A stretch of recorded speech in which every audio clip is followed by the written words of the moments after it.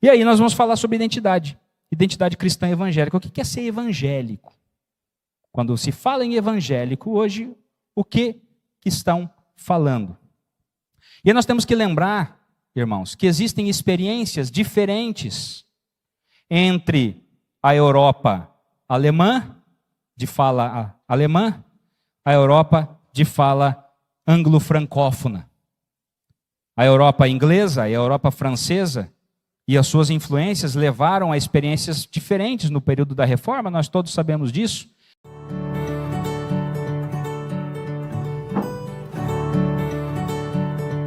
E muito mais próxima de nós vemos 3 grandes movimentos, junto com esse boom demográfico, levando a uma visão do que é ser evangélico, mudar drasticamente entre as denominações cristãs surgidas, as tradições teológicas cristãs surgidas lá na Reforma do século XVI, e o mundo de hoje, quando fala nesse elemento. A primeira delas é Liverpool, em 1870, em uma reunião que gera, dentro do mundo anglicano, uma grande revolução de rebeldia, de rebelião contra a estrutura anglicana de igreja do Estado, muito ligada à tradição, à liturgia, a formas fechadas, e que lança o movimento evangelical.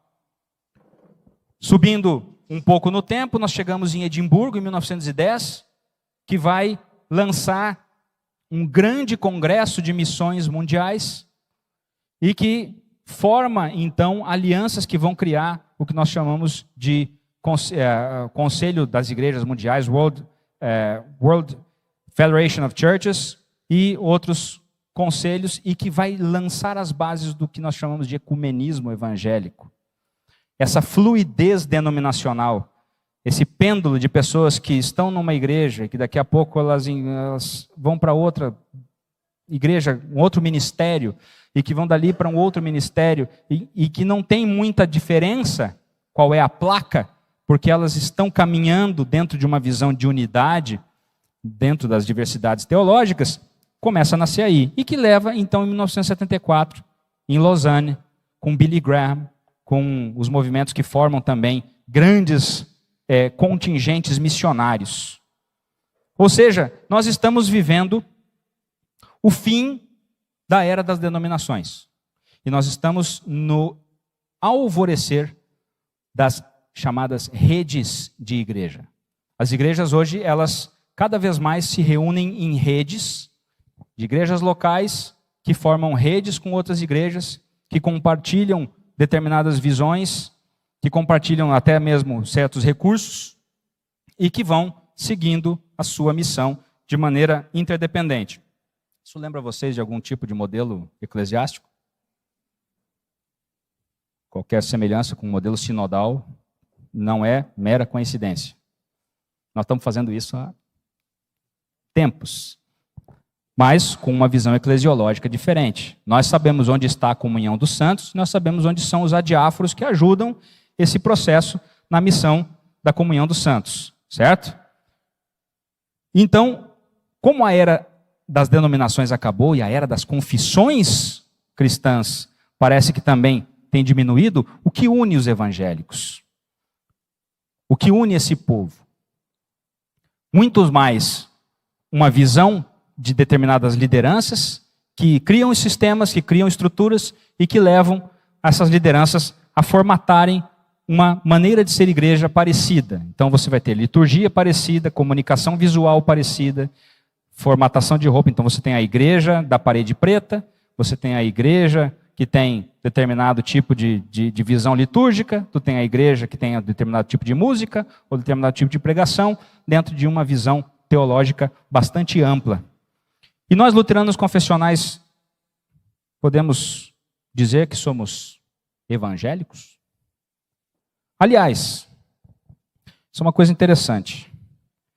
Vocês sabem que nós, luteranos confessionais, inclusive, somos a experiência de um cisma acontecido no século XIX em busca de liberdade religiosa. Nós somos oriundos do cisma entre os novos e velhos luteranos. Alguém de vocês já viu essa expressão? Velhos e novos luteranos? É um cisma que aconteceu entre 1835 e 1840, na Alemanha. Lembrem que a Alemanha estava num processo de unificação, e esse processo de unificação, para a criação do Império Prussiano, gerava a necessidade também política, para que o hard power possa acontecer, o soft power tem que estar alinhado, de união das igrejas do país, que era basicamente no mundo reformado, em linha reformada, calvinista, e de linha luterana. E uma das exigências do Kaiser para que a igreja da União Prussiana pudesse acontecer era que as igrejas não poderiam mais usar o nome luterano ou calvinista ou reformado, mas deveriam simplesmente adotar o nome de igreja evangélica. Criou-se a igreja evangélica prussiana. E por isso, então, os evangélicos. E nós vemos, então, os novos luteranos adotando essa visão, depondo as bandeiras e adotando essa visão de evangélicos prussianos, transformando isso, então, na igreja estatal.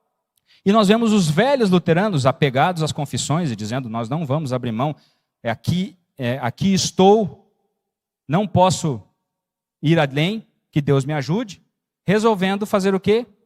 Emigrar, ir embora, saem da Alemanha, vão para os Estados Unidos, vão para a Austrália, e lá fundam o Sínodo dos Luteranos Confessionais. Aí o Sínodo de Missouri é fundado, a partir daí vem a missão. E inclusive isso ajuda a gente a lembrar um pouco sobre como nós aqui no Brasil vemos a diferença de nomenclatura. Quando se referem, por exemplo, aos luteranos da ISLB, muitas vezes, até pouco tempo atrás, pelo menos isso era muito comum, chamavam eles de os evangélicos. Eram os evangélicos, normalmente se referindo à ISLB. Nós, ou éramos missurianos, ou era luteranos, era essa visão que nós tínhamos. Então, ao nós enxergarmos isso, essa diferença entre a high church e a low church, a cultura que isso se estabeleceu, gerou culturas luteranas diferentes na Europa, nos Estados Unidos, e nós somos uma mescla de influências a partir do sínodo que nos deu origem. Nós vivemos a partir de missionários que foram para os Estados Unidos, saíram da sua cultura, estabeleceram uma nova cultura e criaram uma visão de mundo em que havia necessidade de uma certa separação da vida comum, da vida política como um todo. E aí, talvez isso explique um pouco também a nossa maneira de sermos luteranos aqui no Brasil, pelas nossas próprias experiências culturais. Quem dos irmãos aqui é de origem teuto-russa? Pomerana. Ok.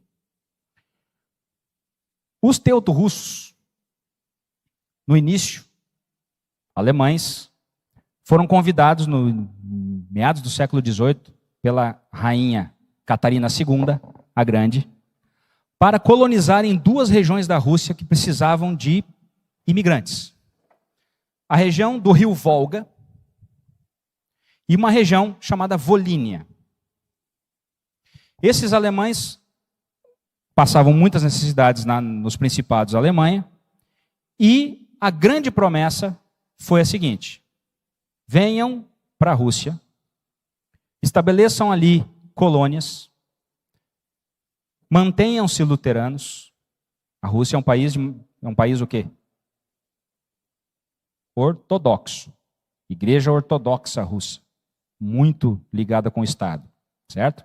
Mantenham-se luteranos, falem alemão, vivam a sua vida colonial, e o mais legal, os meninos não precisam prestar o serviço militar. Ou seja, paraíso na terra. Venham, estabeleçam-se, a terra é de vocês, fiquem aí, nós precisamos de ocupação. Por 100 anos, migrantes teuto-russos vieram para essa região, para essas duas grandes regiões da Rússia.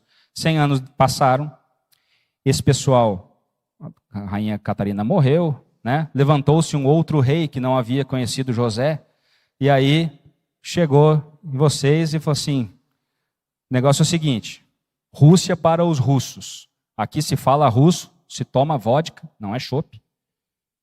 Homem vai prestar serviço militar e se quiser cultuar a Deus é virar ortodoxo. Em 1860, 1870, mais ou menos.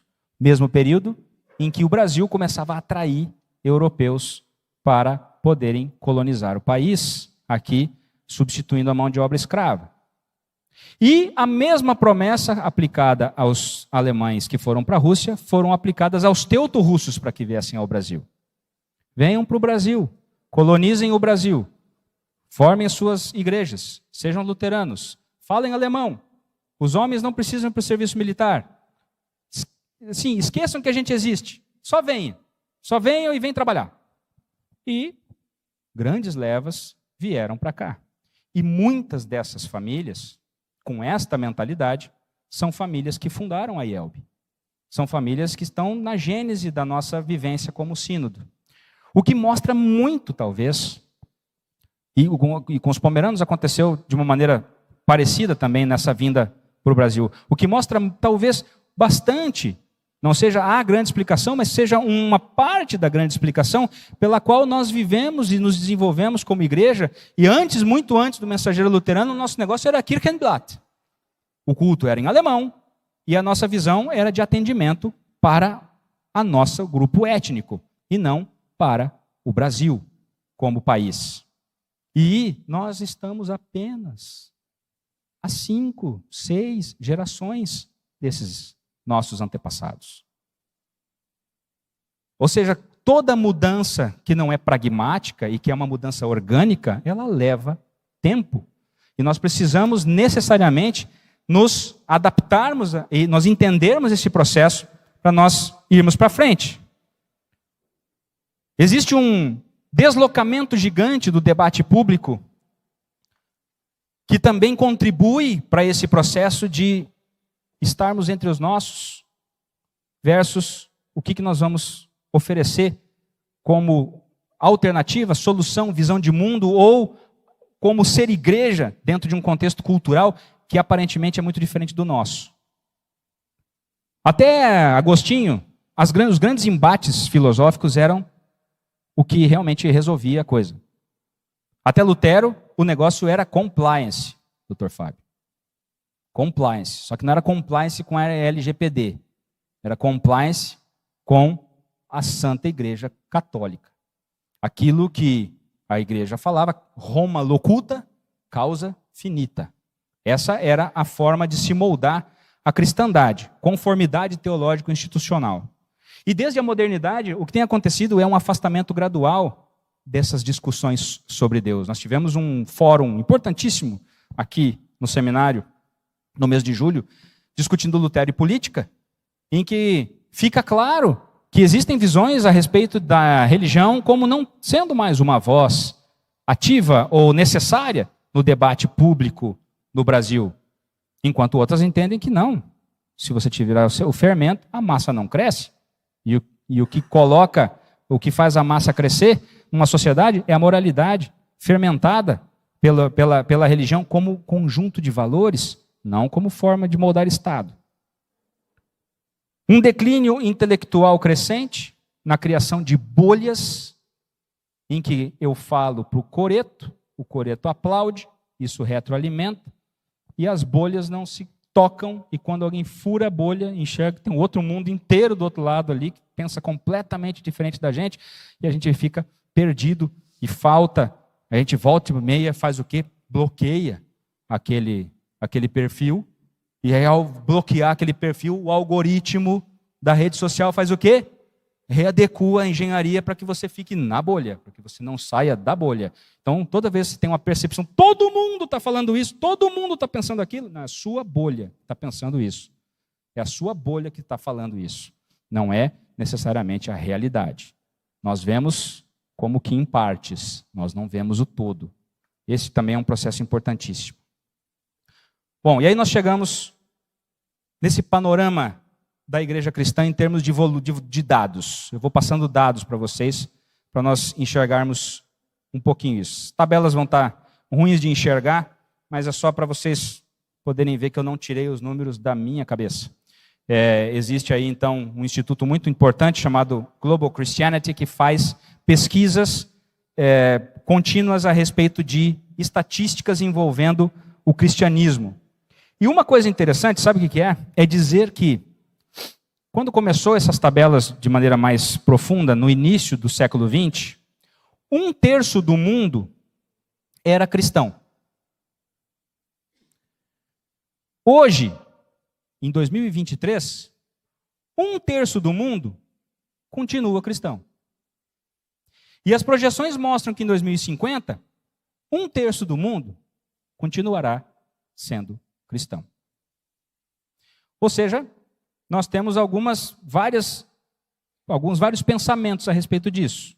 O primeiro é que parece que nós chegamos a um determinado ponto de crescimento vegetativo, muito profundo em termos globais, ou seja, nós estamos repondo, né? Crescei-vos e multiplicai-vos. Eu, por exemplo, só fiz neutralização, fiz 2. Então, eu, minha mulher, mais 2, só neutralizou, ficou no 0 a 0. Né? Não multipliquei demais. E essa é uma realidade muito forte dentro do nosso espectro. Veja a diferença drástica entre o aumento de muçulmanos nos próximos 30 anos versus o aumento de cristãos. Em 2010, nós éramos 2,4 bilhões de seres humanos cristãos. E eram 1,3 bilhão de muçulmanos. Em 2050, as projeções mostram que nós iremos para 2,6 bilhões de cristãos e os muçulmanos vão crescer para 2,4 bilhões de muçulmanos, muito provavelmente ultrapassando o número de cristãos em 2070. Eu acho que todo mundo aqui já fez as contas, já pensou que vai estar na glória, mas os nossos filhos e os nossos netos vão estar por aqui. A não ser que o reino venha de uma vez por todas. Eu, por exemplo, falo Maranata todo dia. Agora, uma coisa interessante também de nós notarmos nesses censos demográficos é o shape, a localização geográfica dos cristãos. 1/3 do mundo é cristão, mas onde é que eles estão? Em 1900, 82% dos cristãos estavam no norte global. 82% dos cristãos estavam em Europa e América do Norte. E 18% no sul global. E aí nós pensamos em América do Sul, Ásia, África e Oceania. Hoje, nós estamos numa virada. Em 2020, nós temos 33% dos cristãos no norte global e 67% no sul global. E vocês imaginem o impacto cultural que isso gera na mudança desse shape. O cristianismo que moldou a cultura da América do Norte e que criou imagéticos na cabeça de todo mundo sobre o que era, como era a vida de uma sociedade permeada pelo evangelho, hoje, a partir de agora, cada vez mais, vai ser moldada aqui por baixo. Aqui pelo sul global. E em 2050, 1 em cada 4 cristãos estarão na África subsaariana. O que mostra para nós a importância, pertinência, conveniência, estratégia, inclusive, do nosso investimento em missões na África. Também, como igreja brasileira. Ou seja, a fé cristã vai voltar a ser uma fé majoritariamente do sul global depois de 1000 anos. O início da era cristã foi no sul global, começou na África e Oriente Médio, subiu para a Europa, para o norte global e agora volta para o sul. E aí dados interessantes sobre o cristianismo global como um todo, então. América do Norte com 277 milhões de cristãos, América do Sul com 601, Europa com 571, Ásia com 388, apenas 9% da população da região é cristã. Oceania com 29 milhões, e vejam que interessante, a África já é mais do que a América do Sul, em termos de números totais, que são divididos em 4 tradições principais: católicos, ortodoxos, protestantes e independentes. E dentro desses independentes, como essa fonte não é uma fonte teológica, mas uma fonte sociológica de pesquisa, ela coloca dentro de tradições cristãs notórias seitas, mas que estão ligadas ao cristianismo, como os Mormons, como Testemunhas de Jeová, etc. Certo? E ligadas a 2 grandes movimentos, o movimento evangélico e pentecostal carismático. Evangélico naquela linha do evangelicalismo que eu falei, dos movimentos de Liverpool, Edimburgo e Lausanne, e pentecostais carismáticos a partir dos levantes pentecostais, especialmente do fenômeno pentecostal da Rua Azusa no início do século XX, que levou, por exemplo, à terceira maior denominação evangélica do mundo aqui no Brasil, com as Assembleias de Deus, hoje batendo na casa de 35 milhões de membros aqui no país. Tem Igreja da Assembleia de Deus em todos os municípios brasileiros. E isso gera uma coisa interessante, né? Existe a possibilidade de o cara ser um protestante evangélico, um carismático católico, um independente pentecostal. Existe essa visão. E aí nós vamos nos luteranos. Os luteranos hoje respondem no mundo por 2,6% dos cristãos globais. Isso dá, então, mais ou menos, fazendo as contas, algo em torno de 70 milhões de luteranos no mundo. Mas se nós formos fazer essa mesma proporção no Brasil, será que a gente atinge quantos por cento dos cristãos brasileiros? Então vamos fazer a conta. Fazendo a mesma metodologia que nós temos aplicada aqui, nós chegamos então a 88% da população brasileira como sendo cristã. Certo? Então, 210 milhões vezes 88%, nós chegamos aí a 184 milhões e 800 mil cristãos. Vamos aplicar aqui 2,6%, 4 milhões e 804 mil luteranos. Como é que está aí, presidente? Estamos chegando. Como Pastor Éder, vice-presidente de expansão missionária. Como é que está a coisa? Chegando ali na meta? Se nós juntarmos com a ISLB, talvez a gente chegue ali próximo de 1 milhão de pessoas. Então, mais 3 milhões aí para nós repartir o pão, pelo menos. Nós temos uma visão muito clara de onde nós estamos, e uma visão muito clara do nosso potencial, estatisticamente falando, sobre pessoas que estão nesse país e que, de uma forma ou de outra, quando o evangelho permear os seus corações, a partir da tradição teológica que nós carregamos, podem responder de maneira a congregarem conosco. Isso é 20 vezes praticamente o tamanho da igreja.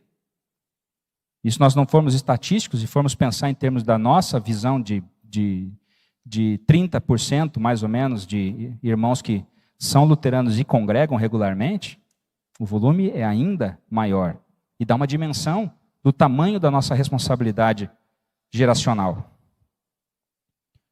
Então, aí seguem os dados, né? 40% dos protestantes está na África. Já falei sobre o volume de luteranos no mundo. O cristianismo independente cresce cada vez mais no sul global, e isso é uma coisa que eu falava com o professor Gerson agora há pouco, antes de começarmos, e ele fala sobre, existem dois países onde o luteranismo está explodindo na África, né? A Etiópia e a Tanzânia são países em que o luteranismo está explodindo, mas não está explodindo do ponto de vista denominacional, mas teológico. A teologia luterana tem influenciado aquelas nações de maneira a que estejam surgindo igrejas livres, independentes, mas de teologia luterana, de maneira exponencial no país. O que faz a gente pensar sobre o que está acontecendo. Será que aquela cultura é mais aderente aos valores da tradição luterana do que a cultura brasileira? Será que nós não temos mais a oferecer em termos de influência teológica e também pela experiência de igreja num país como o Brasil? Isso é importante nós identificarmos quando nós pensamos em taxa de crescimento demográfico. Uma igreja que não cresce pelo menos 2% ao ano está fadada a declinar em algum determinado momento. As denominações protestantes históricas no Brasil, com exceção dos metodistas, que experimentaram um crescimento explosivo nos últimos 20 anos, e aí eles têm várias métricas para mostrar por que eles cresceram, as denominações históricas estão decrescendo, porque estão crescendo menos do que 2% ao ano. E óbvio, né, o fenômeno muito ligado à internet. A igreja cresce de maneira orgânica, em uma escalada orgânica, justamente por ser uma natureza relacional. A internet, esse domínio do eu, em que eu posso ser influenciado pelo pastor no sermão e depois pegar um outro pastor influenciador que vai pregar também o seu sermão online e que vai me influenciar, tem moldado de maneira muito profunda isso. E aí nos leva, então, para acabarmos aqui com essa visão de futuro da igreja. Uma visão horizontal, obviamente, lembrando das áreas que nós estamos sempre pensando.